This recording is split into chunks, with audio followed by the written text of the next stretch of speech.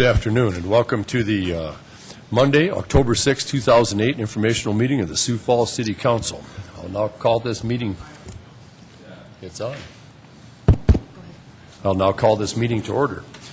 Normally, at this point, we'd have a City Council staff report, but Deborah Owen, who usually gives those, is on vacation, and I'd like you to know what she does for vacation. She goes to Municipal League events out in Pierre, so it's a dedicated employee we have. She's in Florida? Very good.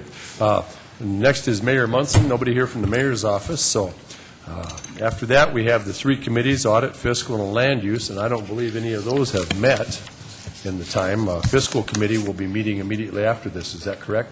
That's correct. We will be meeting and reviewing tax increment financing guidelines, and we'll also be talking about cellular phone policies. Very good. Any questions of Gerald? Very good. Public Services Committee, you seem to meet regularly, so Mr. Brown? Or is it? That would be Councilman Anderson. I'm sorry, Mr. Anderson. I just got to get used to the new guy here.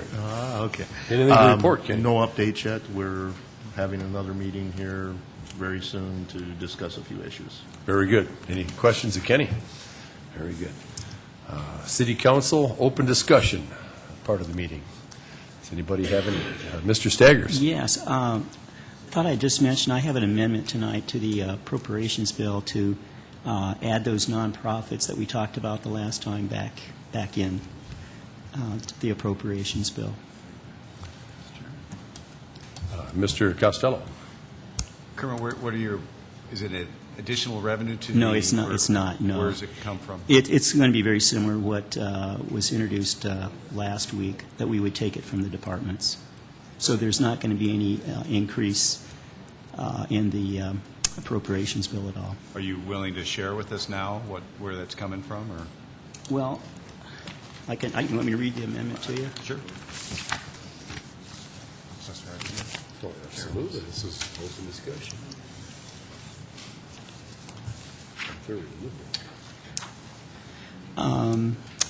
The amendment is as follows. The 2009 appropriation ordinance of the City of Sioux Falls, South Dakota for the fiscal year ending December 31st, 2009 by amending the 2009 general fund expenditure budget by reducing 2008 contracted service agreements with the intent to phase out funding over the next 3 years for the following 2008 organizations. The 2009 general fund expenditures are to be provided by existing funding absorbed by departments, with funding as follows: the Glory House, $4,917; Community Development Department, Project Car, $3,217; Central Services, RSVP, $1,733; Central Services Department, Senior Companion, $4,000; Health Department, Youth Enrichment, $13,333; Health Department.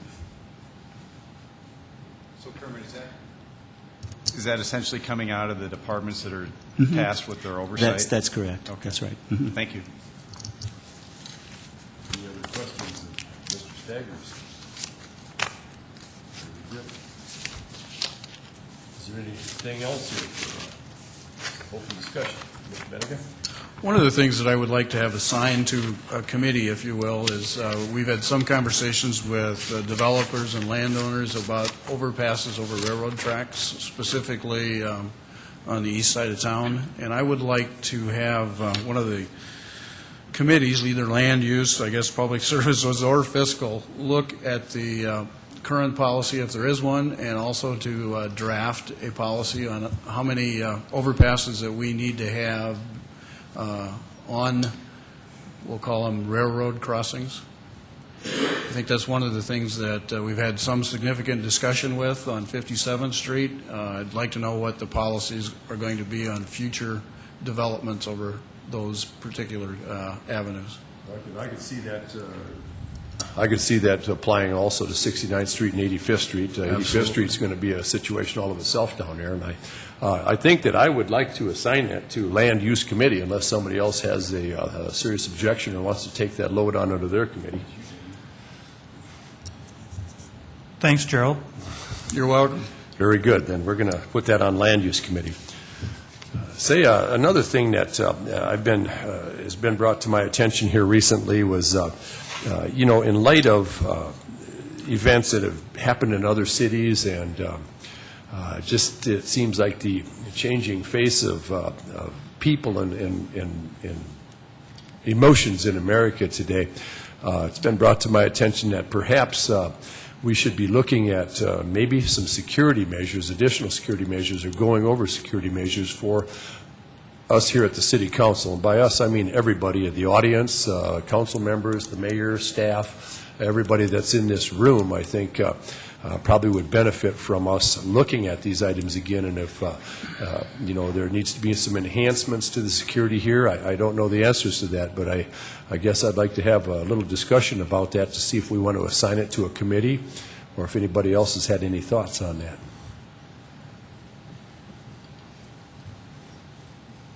Councilor Costello. Well, I hadn't really given any thought, but I'm sure Mike Hall and Central Services, who this department does oversee our security, would probably might have some input for us, and maybe one of the committees can visit with him about it. Do you have a suggestion as to what committee? Not mine. Well, Public services. I was thinking public services, Yeah. too, as long as we're handing out jobs here. Why? Any objection to that, Mr. Brown? Or, I'm sorry, Mr. Anderson? Just that Vernon was on there for 20 years, Ken. You have to forgive me. No, no objection at all.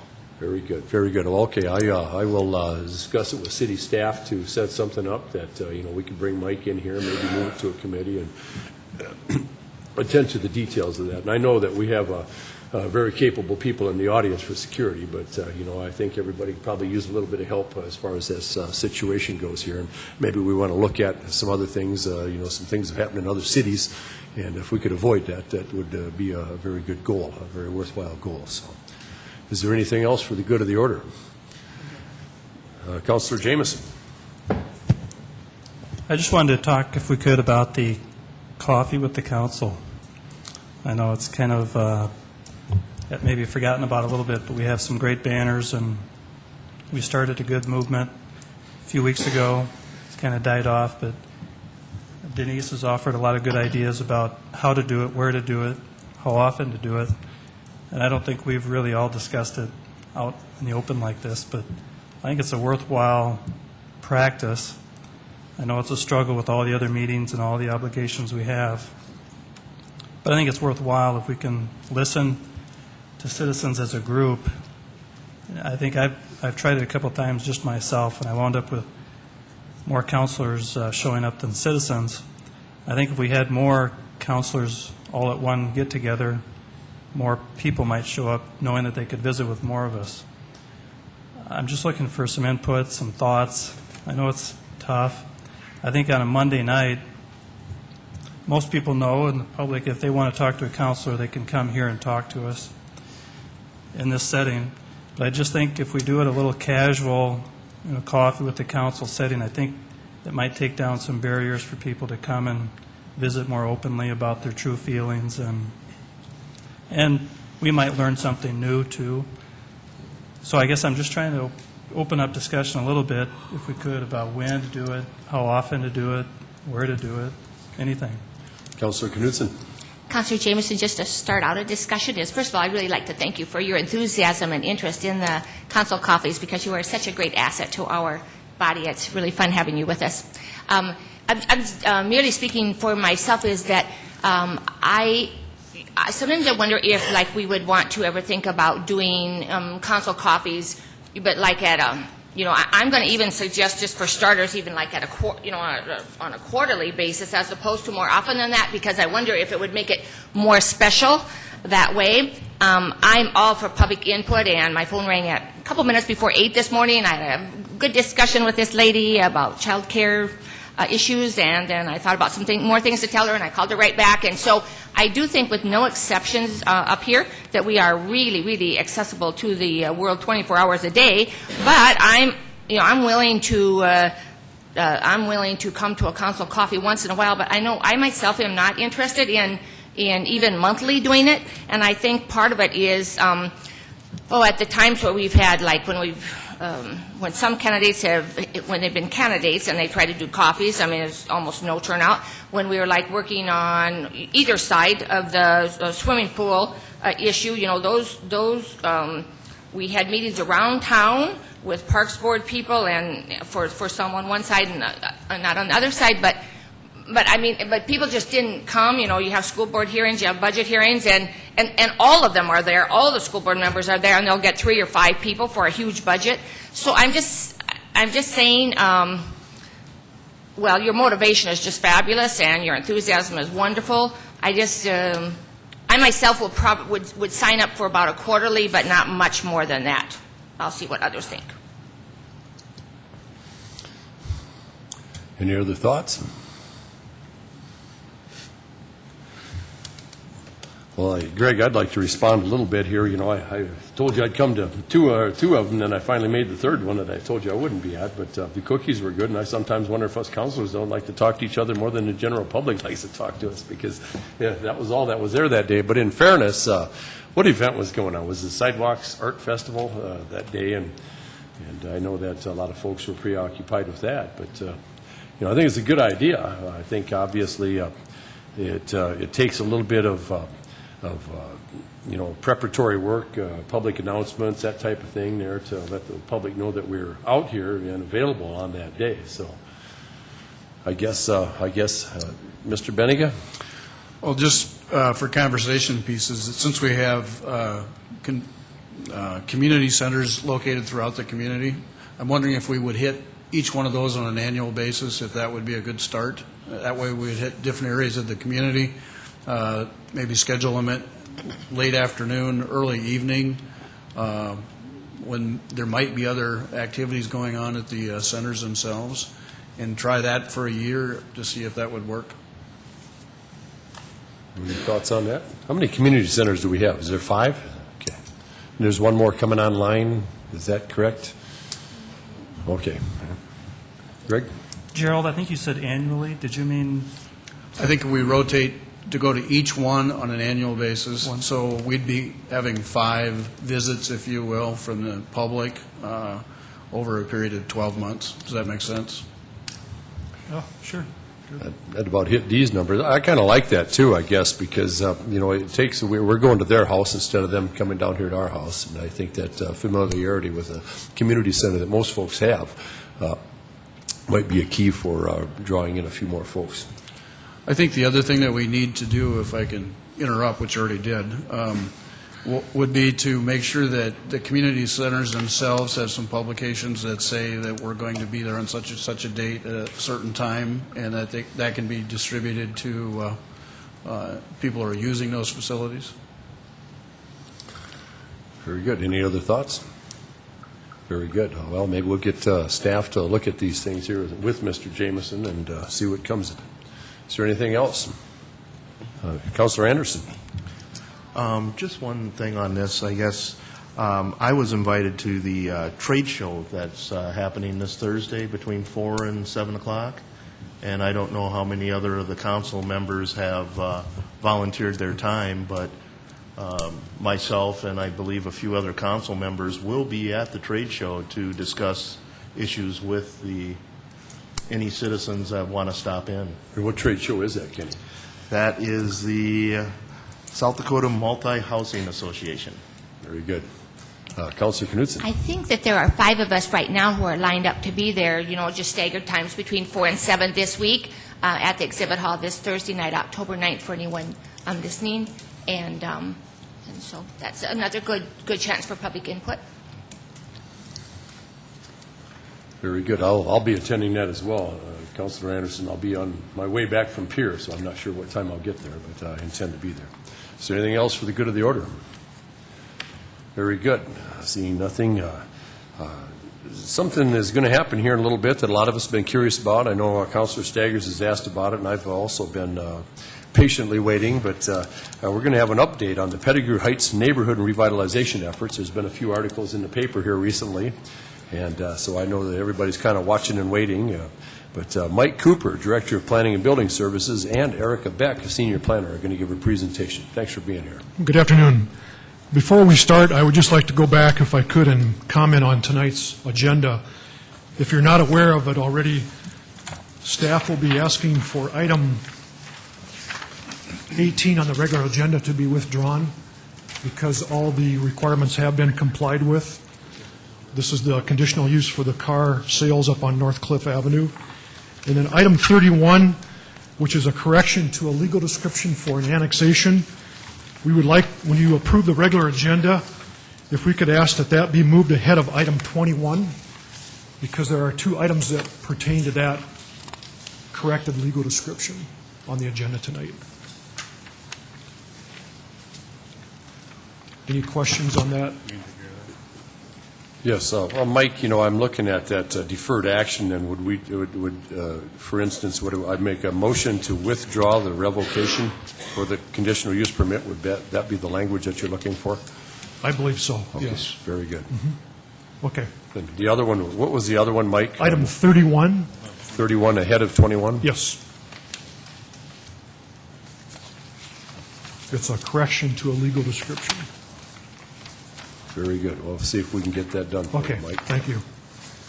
Today, Erika Boeck and I are here to give you an update on the Pettigrew Heights neighborhood activities.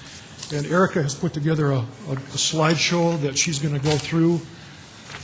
It's a lot of information to let you know some more recent events, activities that have happened, and then kind of give you a status report on the RFP process as well. So with that, I'm going to turn it right over to Erika, and she can go through these slides with you.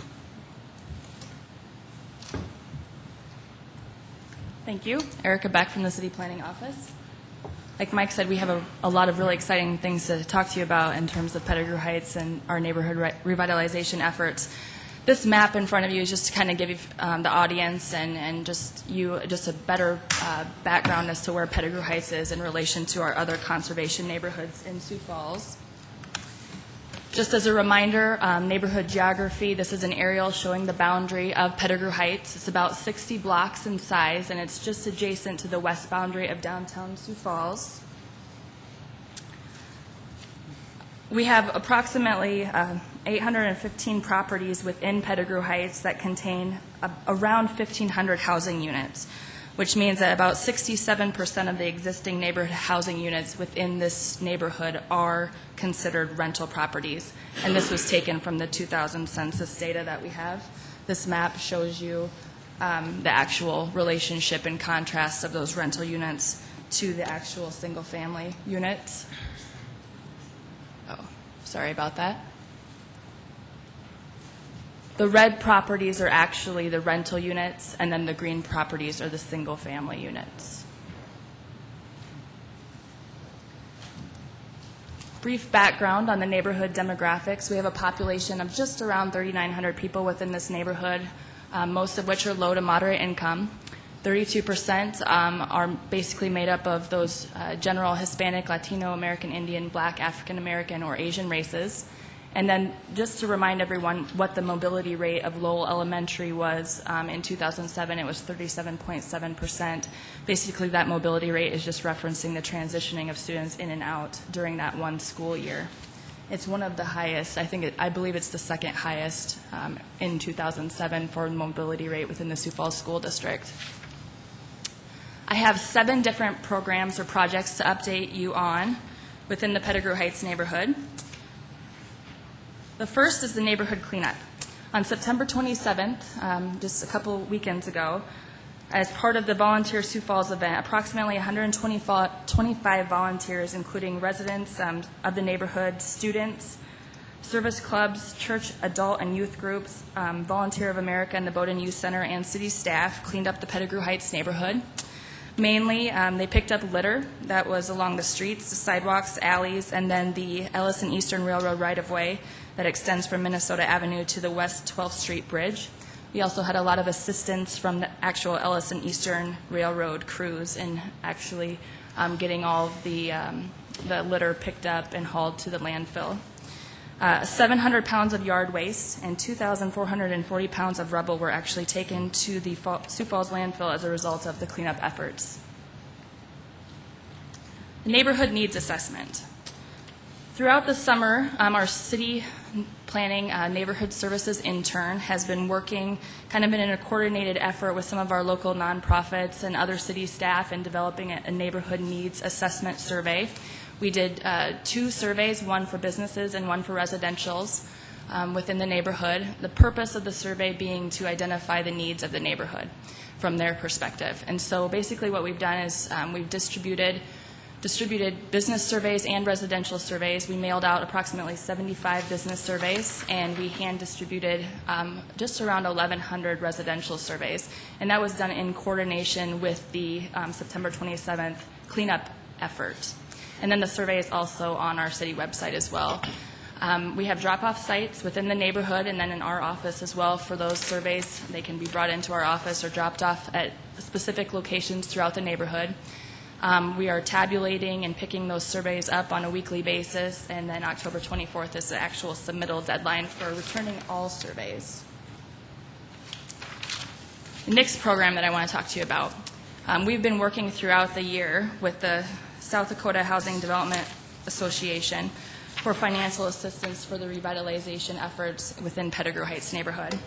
In July of this year, the board met in Sioux Falls, and Mayor Dave Amundsen and Mike Cooper presented to them an application for flex funds in the amount of $500,000 to be used for housing-related programs within Pettigrew Heights. On October 1st, last Wednesday, the South Dakota Housing Development Authority Board approved that flex fund request for the City of Sioux Falls and Pettigrew Heights neighborhood. Basically, what we're talking about here in terms of the flex fund itself is it's an actual loan. It's a 20-year loan. 0% interest, 1% origination fee to be used for rental or home ownership rehab activities within the Pettigrew Heights neighborhood. We will actually be bringing probably an ordinance to you to actually accept that funding when we get the loan agreement worked out with the South Dakota Housing and Development Authority. So we would expect to present that to you very soon. We're really excited about this opportunity. We think it's a good opportunity for the Pettigrew Heights neighborhood. The flex funds are offered through the South Dakota Housing and Development Authority Board. They're not necessarily advertised, so we felt fortunate enough to be able to try to utilize this funding for these efforts. If I could ask a question, are there income guidelines associated with getting one of these loans?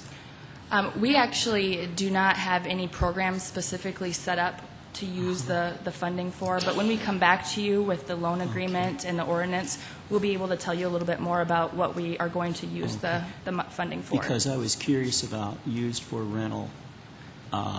If somebody could, a developer just simply wants to buy one of those houses, would they be able to get those rates?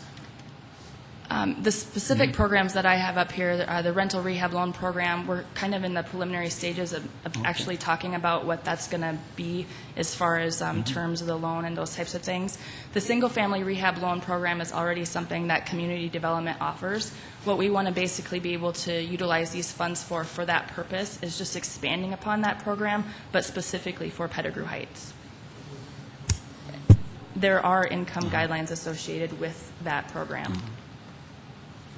Yes. Erika, so will this be at the expense of some of our existing community development projects, or is this completely in addition to? This is completely in addition to. Okay, and then, so the loans don't necessarily themselves comes with restrictions for income guidelines. They're just what we may impose through our own program. Actually, how we applied for this program, it's a flex fund application. You can apply for specific projects within your community, or you can, the way we applied for it was we said we want to conduct neighborhood revitalization efforts within Pettigrew Heights, which could consist of rental rehab loan programs, single-family rehab programs. It could consist of funding for the rehab of historic properties, those types of things. And so we have some discretion as to how we actually can use those funds as long as they stay within the guidelines of using them for housing within Pettigrew Heights. Just going to move on here. Another exciting project. I think at the last meeting we talked a little bit about the Housing Resource Center. This is something that the neighborhood committee that we meet with monthly has been telling us that they really feel there's a need for within the neighborhood, bringing kind of a one-stop shop to the neighborhood so that everyone has access to information in regards to housing. This morning, we actually found out that we received a grant from the City Foundation in the amount of $40,000 for this purpose, and it's basically how we're approaching it is it's going to be a pilot program, completely staffed by volunteers, so we're really excited about that. We've been able to form some partnerships with Sioux Empire Housing and then the VOA too, in order to get that staff in there that we need to actually run the facility.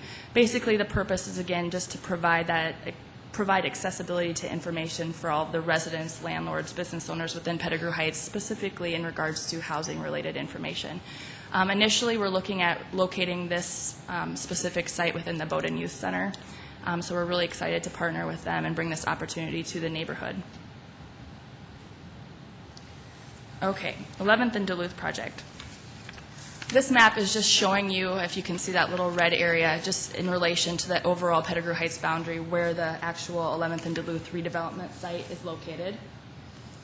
Existing site information, this is just kind of a little bit more detailed aerial. The city issued an RFP for the redevelopment of this property in April of 2008. This consists of about 11 parcels within the neighborhood redevelopment area, including 10 structures and 27 housing units. The city, again, issued the request for proposals in April of this year, and as a result of the RFP, we received one proposal from the St. Joseph Cathedral Housing Group. The proposal calls for the construction of a multi-story mixed-use structure that would provide 57 new elderly affordable housing units above one single story of commercial or service-related businesses. The city, we feel, we're very comfortable with the affordable housing component of the proposed redevelopment project, but we are continuing to work with the proposer to identify a suitable tenant for the first floor commercial space.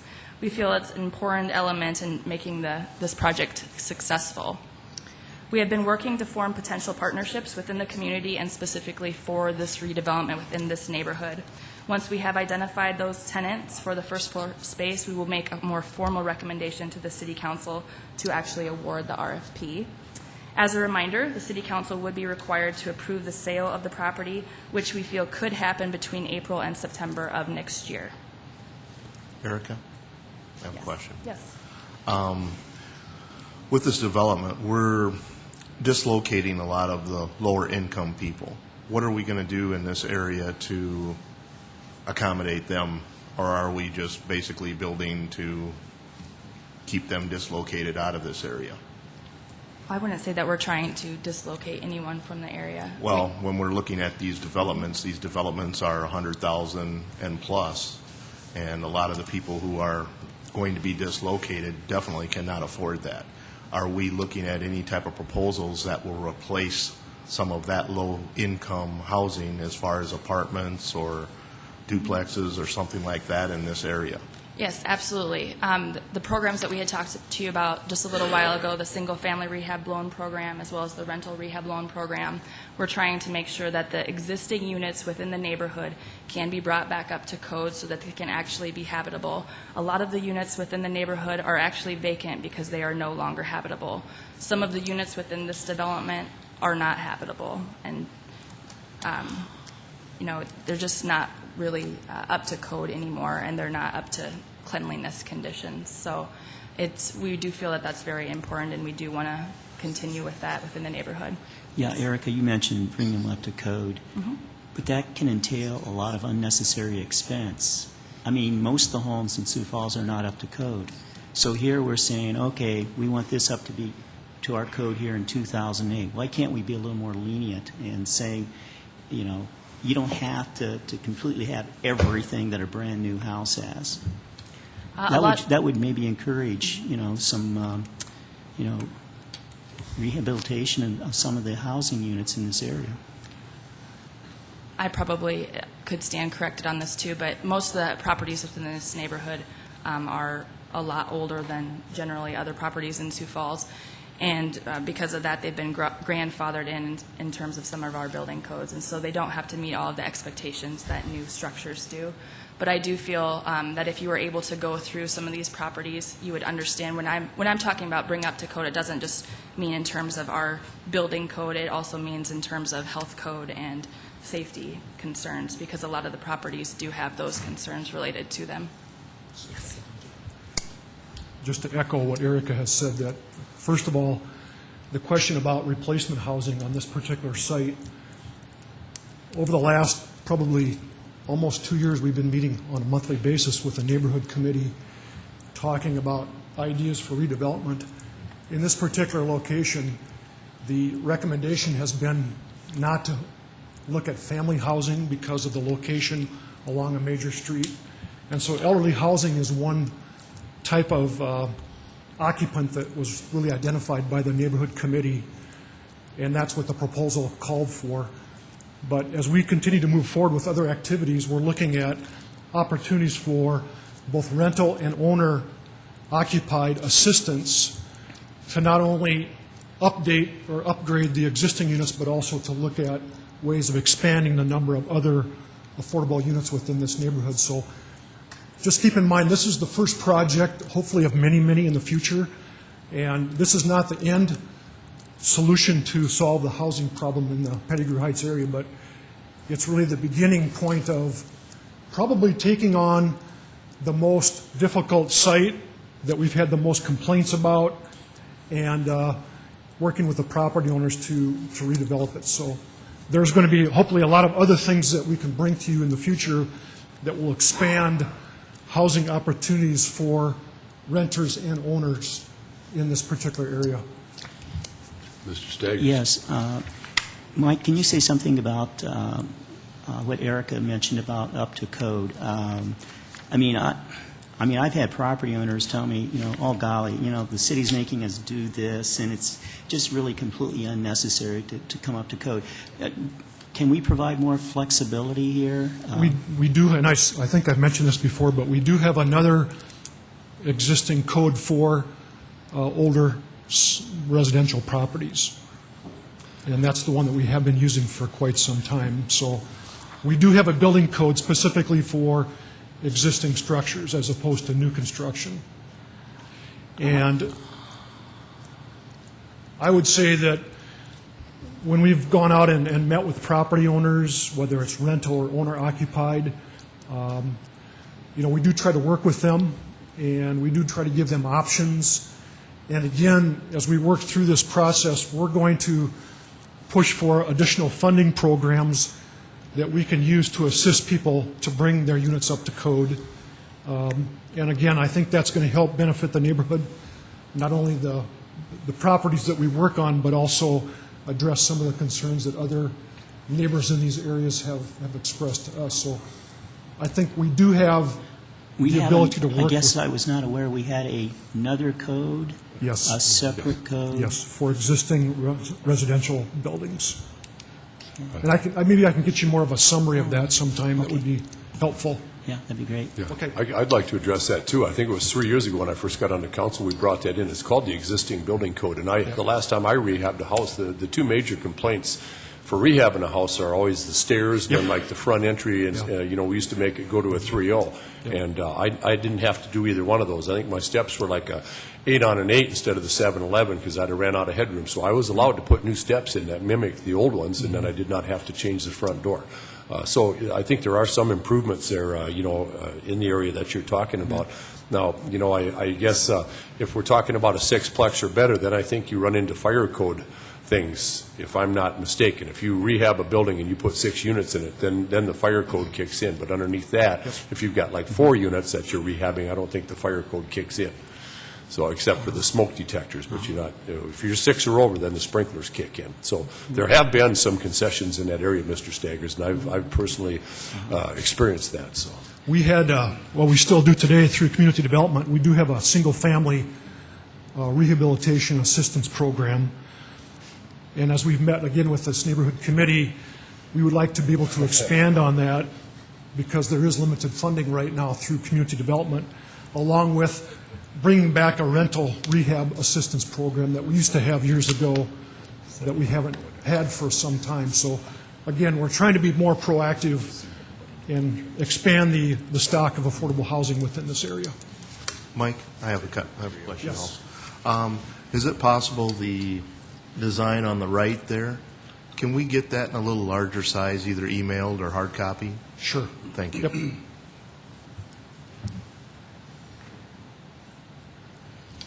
Okay, I'm just going to go over a little bit more detail about the actual project timeline. Last week, September 30th, we closed on 9 out of the 11 properties. By actually Wednesday, I have on here Friday, but Wednesday we have closings scheduled on the remaining 2 properties this week, Wednesday. Securing of the properties is really our first priority at this current time. We want to make sure that they're safe while they're owned by the city. A team including our office, risk management, facilities management, fire, police, real estate, and building services are kind of coordinating that effort. Property relocation, there's a potential, we feel, that 3 properties within this site could be relocated and renovated to a habitable condition. And so we will be issuing an RFP to the public for relocation of the properties. I would expect that RFP to be released sometime later this month. Those properties would include 303 South Spring, 315 South Spring, and 515 West 11th. Property remediation. It's currently our procedure and policy that prior to demolition of structures, a thorough testing be done for asbestos, lead paint, and mold. If these contaminants are found, we will secure a contractor that will be hired to conduct the remediation. The raising of the structures would then not happen until after that remediation was completed. The actual site clearing, if the contaminants are not found, the City Street Division will conduct the raising of the properties. If the contaminants are found, they will just have to defer that until after the properties are remediated. We assume that if there is the asbestos within the houses, like we feel it could be, it'll take approximately 3 to 4 months prior to the actual demolition of the house. And so we want to make sure that everyone understands that they're not going to come down next week. It's going to take just a little while for us to actually conduct the testing, and then if there is asbestos, lead paint, or mold, it will have to be remediated. Okay, project costs. I think we talked about the actual purchase price of the properties at the last meeting, but the total purchase price is $903,000. That's for all 11 parcels. The total drawdown amount from the city line of credit was just over $1 million, which is basically a difference of around $166,000. That $166,000 is for the appraisal of the properties, the environmental testing, potential remediation, and then closing costs. And basically what we did is we took the very conservative route in estimating how much that remediation could cost. And so we took a high figure of around $10,000 per structure. Now, if it comes in lower than that, then of course we won't use that funding. But we wanted to make sure that we were covered either way. Any questions on this? Yeah, Erika, the interest we're going to be paying Citibank, is that 6 or what is that? Yes, it's 6%. 6% interest. Also, too, what's the estimated cost on the tearing the structures down? You know, I don't have that figure with me, but I could get that for you. We'll be doing it internally, so I'll have to check with Public Works to find out what that could be. Okay. So right now we've taken $1,034,000 Correct. essentially. Mm-hmm. And what's the agreement with St. Joseph Cathedral on how much they're going to pay for the area? You know, I talked a little bit about that before. We're very comfortable with the affordable housing component of their proposal, but we're working on establishing that tenant for the first floor so that we can make it a successful project. We don't have the figure yet as to what they would be offering total for the purchase of the property. Have we signed papers with them? No. Nope. Because I've heard the figure, $230,000. I have never heard that figure before. Do we anticipate losing money on this? You know, I really can't answer that at this time because we are working hard to establish that partnership and the tenant for the first floor, which is important to the success of the project. And so until that time, I can't tell you whether or not. But I mean, you know, they're going to pay us for this land. Correct. That we've purchased and we've knocked the buildings down. I guess I don't understand what that has to do with the first floor tenant or anything. The way that most of these projects are laid out, you know, they come forward with specifics on, or in terms of how much they're going to pay per the types of space that they're occupying. So the affordable housing component of their project is going to, they know what that's going to be. They know what they're going to be proposing. They're also going to be applying for low-income housing tax credits in early 2009. And so that's going to have a little bit of a, it's going to have a big effect on whether or not how their financials come in. And so that's what we're working with them on. They're also looking for a first floor tenant, a commercial tenant that can pay a commercial price, therefore making sure that there's going to be extra funding to pay for this land. When are we going to find out, as far as a timeline goes, how much money they're going to pay us? Well, we will have to bring an ordinance to you for the sale of the property. Prior to that, as soon as we're able to form that partnership and secure a commercial tenant, we will then bring an update to you as well. So any idea, any rough timeline? Well, we expect to sell the property in between April and September of next year, so before that time. All right, I just have one more update, or a couple more updates, I should say, on some programs that we're looking for within the Pettigrew Heights neighborhood. The first is a Wells Fargo EQ2 loan. This is similar to the South Dakota Housing Development Authority Flex Fund in the fashion that it is a loan. This would be a low-interest loan, and again, we did apply earlier in the year for this program. Because it would be a loan, again, we would have to come back to you at a later date in order to take on that debt. And I can bring back more specifics at that time as well. We're supposed to hear in October whether or not we will be considered for that, but we haven't heard anything as of today. The Pettigrew Heights Neighborhood Plan. This is a revitalization plan, and it's kind of a coordinated effort between the neighborhood committee that meets on a monthly basis and staff to come up with a plan for this specific neighborhood that will identify goals for the neighborhood and then designate areas for redevelopment. And what we're kind of looking for out of this plan is it to provide eventually a single-family tax abatement program for the neighborhood.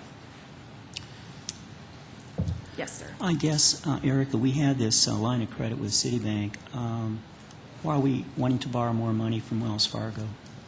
The Citibank line of credit is different than the Wells Fargo EQ2. The Wells Fargo EQ2 would be a very low interest loan, lower than 6%, and it would be specifically for, again, rehab programs or other specific housing programs within the Pettigrew Heights neighborhood.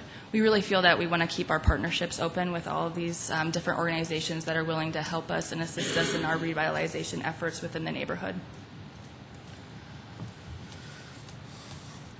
Any Thank other you. questions? Erika? In closing, whoops, maybe I didn't. Just as a wrap-up, I hope you appreciate the level of effort that we're trying to go through with this process. And it's been very satisfying so far to work with a lot of partners, both at the neighborhood level and with the financial institutions. We're really anticipating that this first redevelopment project is going to be a test for us to see where we're at in terms of making a successful project for new construction in the neighborhood. And we knew going into this that there were two potential criticisms that we were going to have. One is that we were displacing people, and second, that we were going to lose money. And again, with this particular redevelopment, there are 27 units that will be replaced with 57 units. Although the 57 will be elderly, they still will be affordable housing units. And as you've seen with this presentation, there's a number of other steps that we're pursuing to expand opportunities within Pettigrew Heights for additional affordable housing for families, singles, as well as elderly. Second of all, is the city going to lose money on this redevelopment?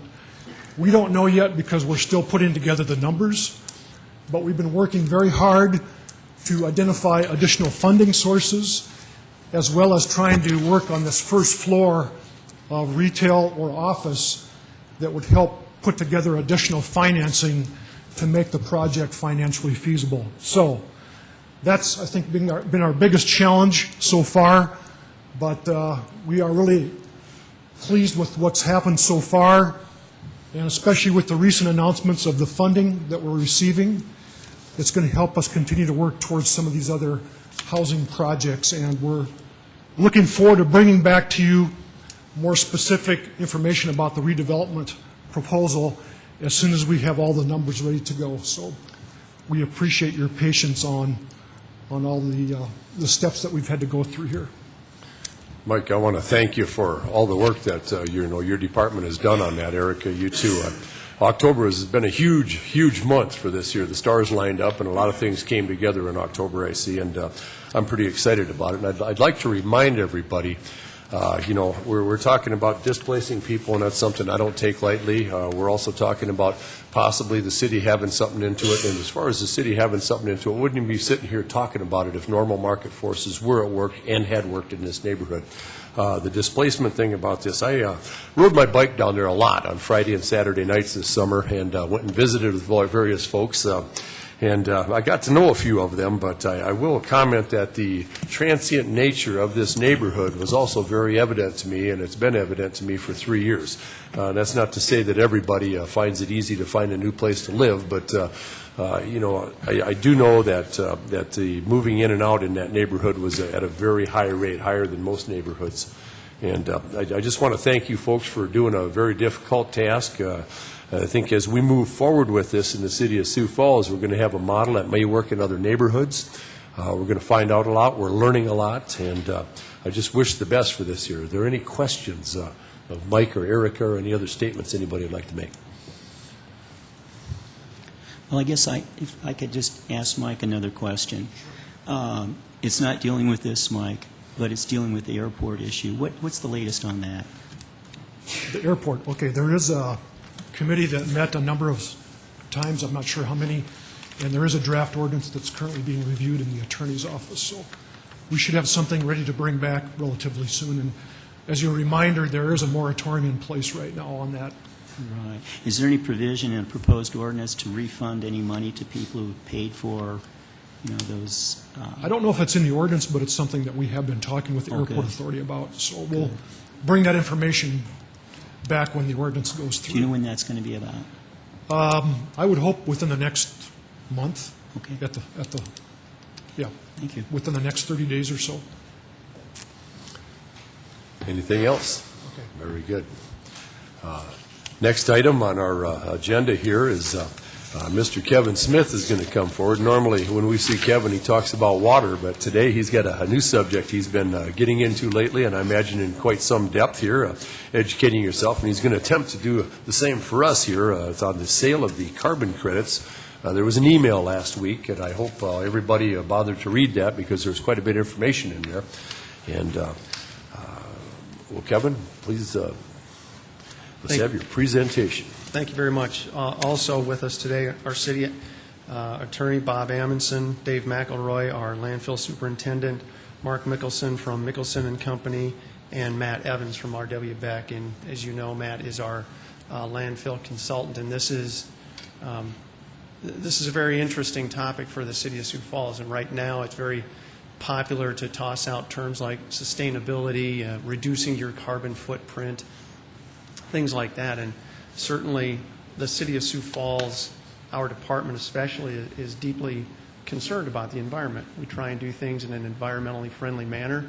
And dating back to 2006, when we installed and went live with the landfill gas flare, we're looking for better ways to improve the environment.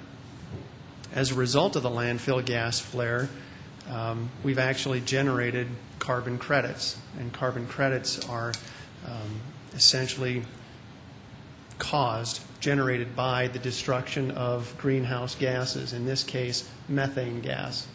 So between 2006, April 7th, I think, of when we went live, and up to today, we've continued to destroy methane, which is good for the environment because it's a very potent greenhouse gas. And there is a market for these credits.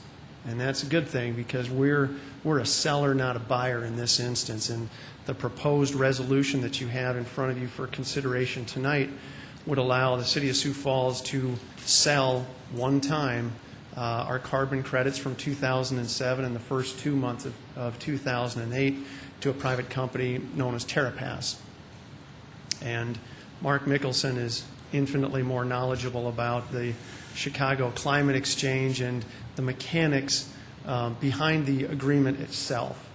But essentially, because we have been, I'd say, good stewards of the environment, we have something marketable to sell, not just the gas that we're going to sell to Poet as soon as the pipeline is finished, but also getting credit for the work we did back all the way to 2007 in this case. So our plan is that we would, upon conclusion or upon approval of the resolution, send the agreement off to Terrapass, and their attorneys have reviewed it, and we've made corrections and changes, and hopefully have something in writing in place by December of this year.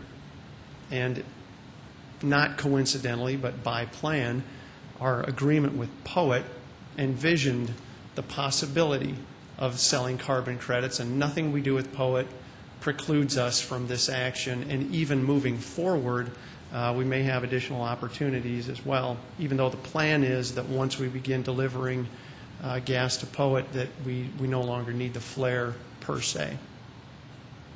So, again, Dave, Matt, Justice Amundsen, and Mark are all here to answer questions if there are any. Councilor Bennigan. Kevin, I'm familiar with tax credits, but not so much, obviously, with carbon credits. And in that environment, most of the time, the tax credits are put out based on an RFP, and there's more than one company that bids on those, usually multiple companies. Is Terrapass the exclusive company that would be reviewing this, or do we have the opportunity to put this out for a public quote? Well, this one, we've just been negotiating with Terrapass recently. I think Mark could maybe speak to the other entities who have been interested in our carbon credits, but many of those have asked for a long-term, let's say 5 to 10 year commitment from the city at a fixed price. What's good about this is it's looking backwards only to 2007 and the first 2 months of 2008, not looking forward. So we could hang on to the credits, and maybe the market will go up and credits will be worth more in the future, but actually right now I think the $4.25 per ton price is above market average, and especially it being a one-time deal, we're not in a long-term commitment. It's a good deal for us right now, but we have had others looking at it, but for various reasons we thought this was the best one to go with. Councilor Brown. Just to get my head wrapped around this, Kevin, who else in South Dakota has been participating in this market and seeing success? I think the closest landfill that we're aware of is the City of Fargo in North Dakota. I don't know. Mark may have other contacts across South Dakota, but I think we're one of the first to really jump into the market here. There are some states that have adopted greenhouse gas reduction requirements, and it may be a matter of time before it reaches South Dakota as a mandatory issue, not a voluntary one. But I think we're out ahead of the game on this one, primarily because of our landfill gas flare.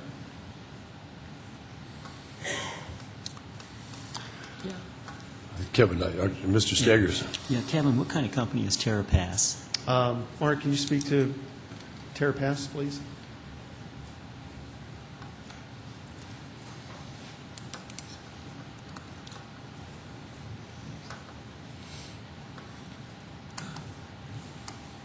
Terrapass is a specialty online retailer.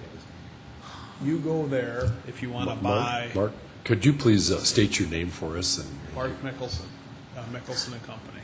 thank you. They are a specialty online retailer.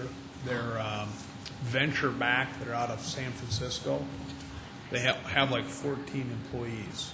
But if you go to www.terrapass.com, you can buy anything from a more energy efficient furnace to carbon credits to offset your trip to the Black Hills, or your private jet. So that's what they do. Yeah, and So most likely they just might go ahead and sell these? Or they will sell them. Sell them. Absolutely. They'll mark them up and sell them, but they're buying them. You measure a carbon credit in tons. 50,000 tons is what we're selling, plus or minus, something like that. Well, probably a little less than that. They sell them like 6 tons at a time, right? So lots of little transactions. Say, Mark, you probably found out more about carbon in the last 6 months than you ever thought you'd want to know. But as I was reading the email last week, I was wondering about when we take the methane gas, which I understand is a bad greenhouse gas, goes up into the ozone or wherever the heck it goes up there and causes greenhouse warming. But at the same time, I was a little perplexed. Now, when we burn methane gas, doesn't that put out carbon dioxide too? Isn't that a carbon footprint, or is it a lesser? Or, Absolutely, yeah.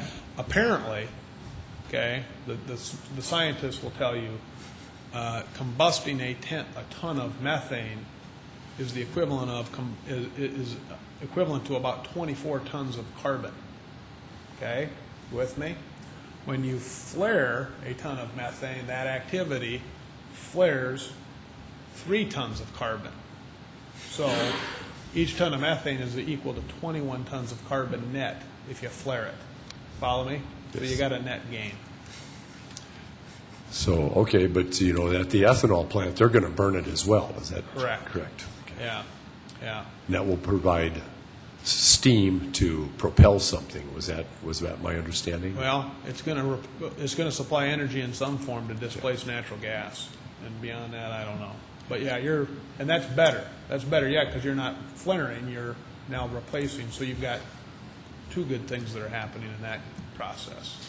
So the dump will, the city landfill will lose the eternal light. So now, there was also something about 2006 carbon credits. Did we go back and sell some old credits that were from the past? Yeah, you don't have a lot of those, and we can sell them. The standard that we've been verified to is something called the Chicago Climate Exchange. Terrapass doesn't have any demand in their portfolio for 2006 vintage credits. Okay, well, we can sell them on this Chicago Climate Exchange (CCX). That price is $1.70, and I think we're selling them for $4.25 to Terrapass. So, we may or may not bring something back that says, go ahead and dump these at $1.70 or hang on to them or whatever. But Did I hear you say that they wanted an 8 or a 10-year contract for futures on these? Terrapass does not. The agreement with Terrapass is an agreement that covers January 1st, 2007 through February 28th or 29th, 2008. That's it. This market's opaque. It's not transparent at all, what Councilor Benninger was asking about. And we've been kind of hesitant, and I think the folks at the city have been kind of hesitant to enter into kind of a long-term deal. The big push is, in the long run, carbon's going to trade up, okay, if and when there's some sort of a regulatory bill that comes through. And most of the other buyers that we have talked to, other than just joining this exchange and trading your credits through this exchange at whatever that price is, have wanted kind of 5-year deals, okay? Say, hey, we want a 5-year obligation you have to deal with us. So, Councilor Knudsen. Mark, thanks for being here today. Is besides Fargo, just thinking about larger cities and Sioux Falls in the Midwest, for instance, like Minneapolis, St. Paul, or thinking Nebraska, or Omaha, cities like that, are any of those have any of those communities sold their carbon credits to Terrapass, and I was just wondering about their experiences selling carbon credits. We found Terrapass. We talked to a landfill in upper New York State, okay? Asked them what they were doing and who they were selling, and, there's all sorts of different standards. And I'm not aware of that, anyone right here in our locale has sold to Terrapass. On their website, they do have a list of projects, because what's important to them is there's a qualitative element. And they want the project to be non-controversial, clearly environmentally friendly, those kinds of things. And so they've bought credits from dairy farms, methane collection systems at dairy farms, and no one real close, that it's got there's a landfill in Mora, Minnesota. It's a client of Matt Evans at R.W. Beck. They joined the Chicago Climate Exchange, and they're looking at selling those at $1.70. And the city of Fargo did the same thing. And in the state of South Dakota, it'd be pretty safe to say there's no one else, no other landfills that they don't have a gas collection and flaring system. You're out ahead of it. I mean, there are others. It's coming. There are Rapid City's out on an RFP right now. Aberdeen and Watertown are kind of kicking it around. So, Councilor Jameson. Mark, you were hired to just handle the sale of this? Is that yeah. your job? Okay. Yeah, basically advise on what the market looks like and find a buyer. Is there a deadline to this? And do you see or have any opinion about the upcoming election that could affect the value of these credits? Well, no, not really. I mean, what happened in February is when Romney got out of the race and McCain became the presumptive Republican, the market did run up. And it got up to about $7 because McCain is, this has traditionally been a Democratic Party position is we got to do something. And McCain is an independent Republican who said, I'm a cap and trade, do something about greenhouse gas regulation. So it's unclear to me how much it matters who wins and all that. The next big event, the Kyoto Protocol was, 3 or 4 or 5 years ago, whatever. The next version of that, which the U.S. didn't sign, Europe did, and Europe trades these mandatorily at like $40 a ton, okay, is in Copenhagen, Denmark in June of '09. And so, I mean, the election may do something, the State of the Union may do something. Obviously, economic chaos and meltdown and, $100 barrel oil are both headwinds into kind of any sort of a program with respect to doing something on this. Mr. Staggers. Yeah, just how this is all carried out. We'll get a check for $184,000 from Terrapass, and what will we do? Will we give them a piece of paper saying you got 48,100 Bill credits? of sale, yeah. Basically, Kermit, or Councilor Staggers, you sign a bill of sale, and what backs up your bill of sale is we went and hired an independent verifier, an environmental outfit that comes in and says, the system was voluntarily installed. The gas flow meter works. It's been calibrated quarterly. There's a methane meter. They spot check the methane content. And so someone comes in and writes a report that says this is all kosher. Okay? And then they have that report, and then we sign a bill of sale, and they got it. Okay. It's been kind of a little bit of a ride. But there's some version of I would guess there's been 60 million tons traded on CCX this year, okay? And there's probably another 120 million that have traded off of the exchange. So it's coming.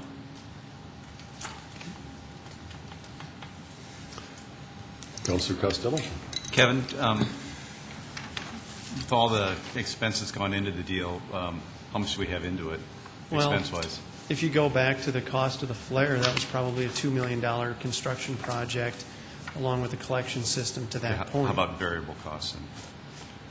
I guess I don't have a firm handle on the variable costs, but we're looking at setting the money aside that we would earn from this and establishing some sort of fund within the landfill for sustainable projects moving forward. So other than the time that Mark and Matt have put into it, that's kind of all we've had is the verification of the credits, and so we can prepare to sell them to someone.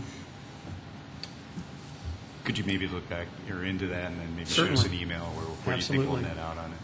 And I think we also have as the future unfolds, we also generate a fair amount of methane gas at the water reclamation plant, which we currently use for burning or for electricity generation at the plant. But if these credits continue to increase in price, and if there's a way, we may be getting into other markets as well.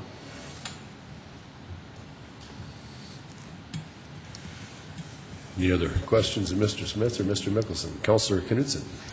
Kevin, I might have missed this. Is that regarding I realize Terrapass is not interested, not able to, capitalize on 2006 carbon credits. I understood that correctly, I think. But I was wondering, so is there anyone else out there that we could sell the 2006 to, and are we and I guess we did say that about maybe the $1.70 or whatever, but are we going to try to sell the 2006 carbon credits, even if it's not nearly as close to $4.25? Certainly, as well as looking forward into 2008 and years beyond. But what we've discussed internally, anyway, is having some city policy on how we handle these transactions moving forward, because I think you get a little flavor listening to Mark. This is a fairly volatile market, and sometimes you have to strike when the iron's hot, when you're the seller and you've got a buyer out there who's ready to go because they need the credits when they do for whatever purposes. So we'll definitely be bringing something back to you in terms of policy on how we head here in the future. But this is a one-time deal. Any other questions? Very good. I know that the City of Sioux Falls, the landfill, we've put a lot of money, a lot of effort into staying up to what national standards are and trying to stay ahead of the environmental issues that confront us on this here. And sometimes it's very expensive, and I know that we raise our eyebrows a little bit when some of these things come through the line items. But as I look into the future, things like this, I think we're going to get some of that money back. And besides, it is the right thing to do, trying to look out for some of these things here. So I'd like to commend, the City of Sioux Falls, the landfill folks, for taking a proactive stance on this here, and this is another benefit that we're going to get from this. So thank you for your presentation today, Kevin. Thank you. Appreciate it. Councilor Knudsen. Not on that topic, but I was just thinking again about environmental issues, and it's just wonderful to have people, employees like Kevin Smith and others in our city that are true environmentalists. That's wonderful to have them on our staff. But I was just thinking about for any councilors who have not been to Millennium Recycling, our city leading green committee is touring Millennium Recycling tomorrow at 1 o'clock. And I have been there several times by now, plus I go there on a regular basis, and I am a recycling lunatic by now, but I won't say more about that.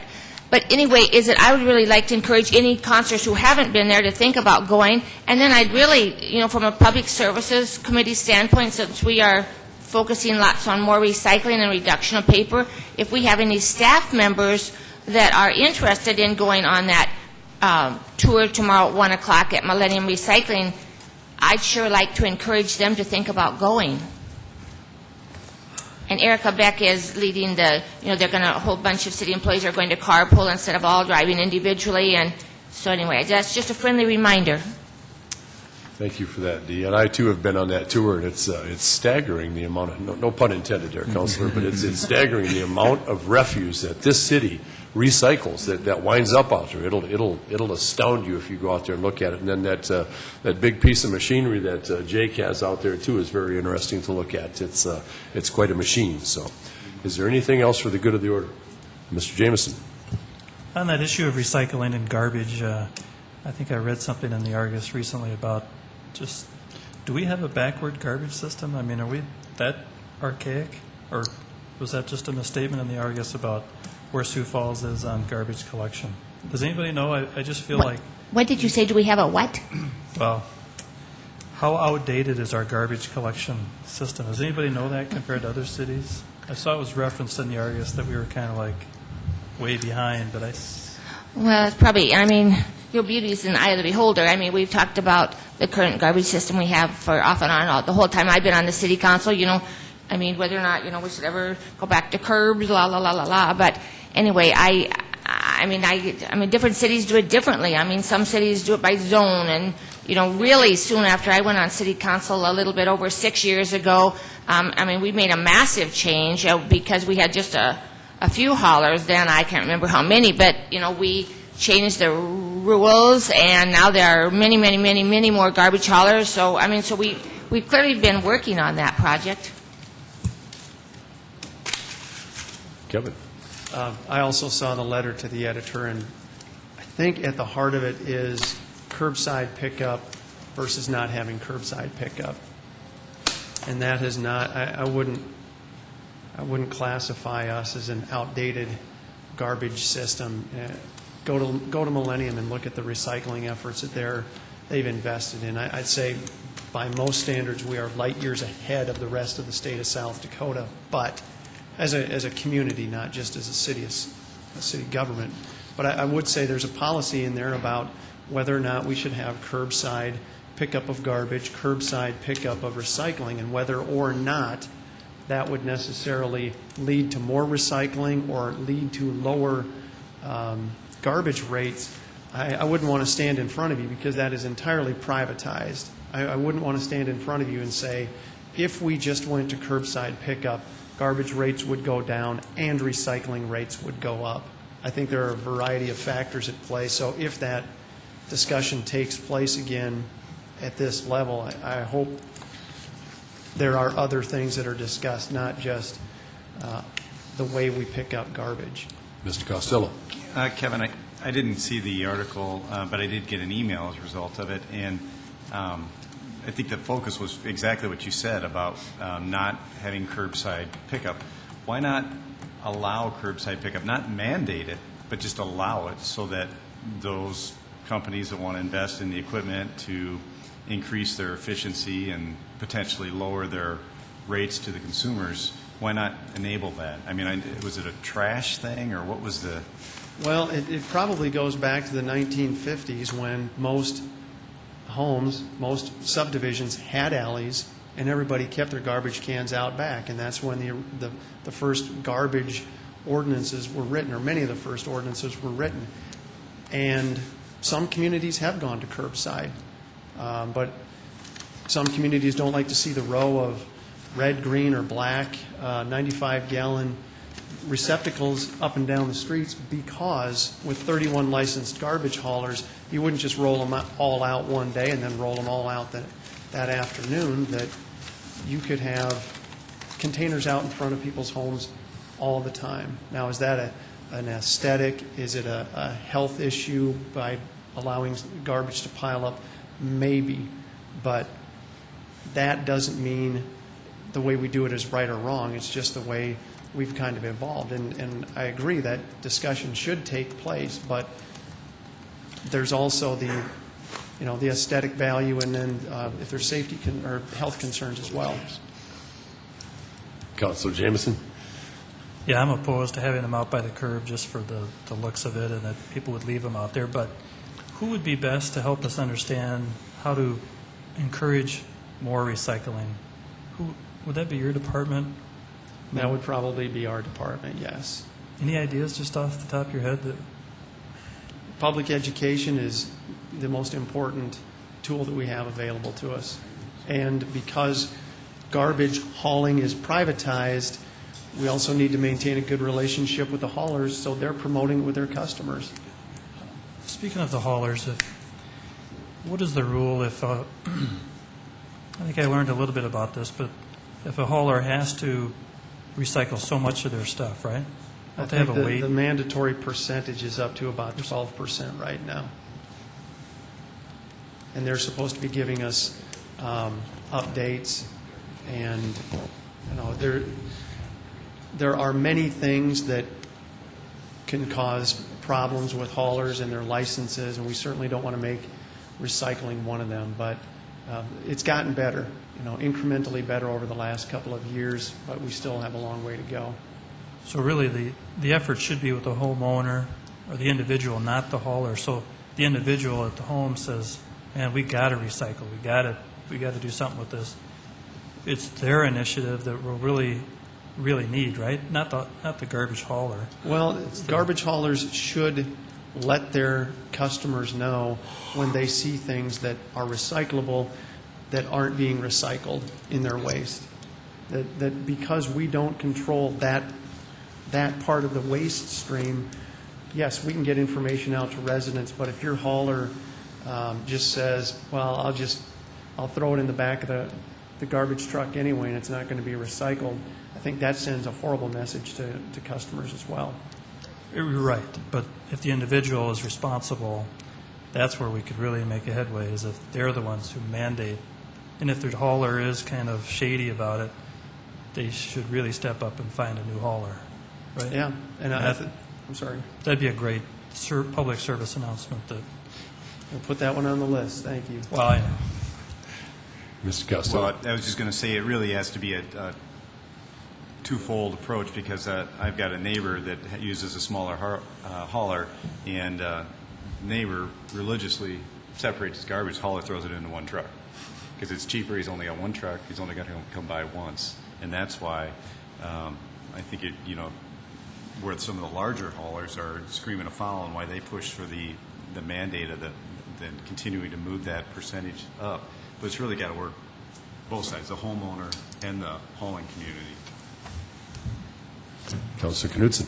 Well, and I just think I just predict even in the next year, we're going to just make great strides in our community on recycling, because I think as more and more garbage haulers and public officials create incentives for people to recycle more. I mean, I wish people would just recycle without needing incentives, but it doesn't seem to work well enough that way. But we've tried so hard as a city council to not be punitive, to just keep doing the public education bit, and I'm all for more and more public education.